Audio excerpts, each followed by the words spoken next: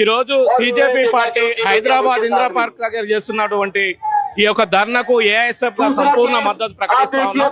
ప్రధానంగా బీజేపీ ప్రభుత్వం 12 సంవత్సరాల నుంచి అధికారంలో ఉన్నప్పటి నుంచి 99 సార్లు ఈ సెంట్రల్ గవర్నమెంట్ నిర్వహించే పరీక్ష పత్రాలు లీక్ అయినాయి. ఈ రోజు సిజేపీ పార్టీ ఈ అన్ని విషయాలపైన అబ్జర్వ్ చేసి ఈ రోజు పెద్ద ఎత్తున గలమిస్తా ఉన్నారు. ఏఐఎస్ఎఫ్ గా వాళ్ళు ప్రశ్నించే గలానికి మా మద్దతు కూడా ప్రకటిస్తా ఉన్నాం. ఈ రోజు బీజేపీ ప్రభుత్వం సిగ్గుతో తలదించుకోవాలి.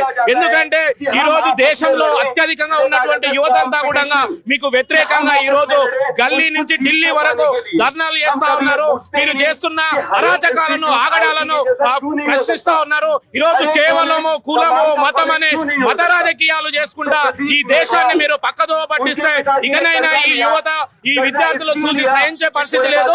ఖచ్చితంగా ఈ రోజు ఈ హైదరాబాద్ ఇందిరా పార్క్ లో తెలంగాణలో స్టార్ట్ అయిన ఈ మూమెంట్ ఖచ్చితంగా గ్రామ గ్రామాన గల్లీనా చేరుకుంటాది. సిజేపీ పార్టీ పెట్టినటువంటి 5 డిమాండ్లు ఏవైతే ఉన్నాయో 5 డిమాండ్లు నిజంగా చాలా మంచి డిమాండ్లు వారు లేవనెత్తడం జరిగింది. మహిళలకు 50% రిజర్వేషన్లు కానీ, అదే విధంగా చట్టసభలో వాళ్ళకు 50% రిజర్వేషన్లు ఉండాలి. అదే విధంగా చీఫ్ జస్టిస్ గా ఎవరైనా రిటైర్డ్ అయితే వాళ్ళకి ఎలాంటి పదవులు ఇవ్వద్దు.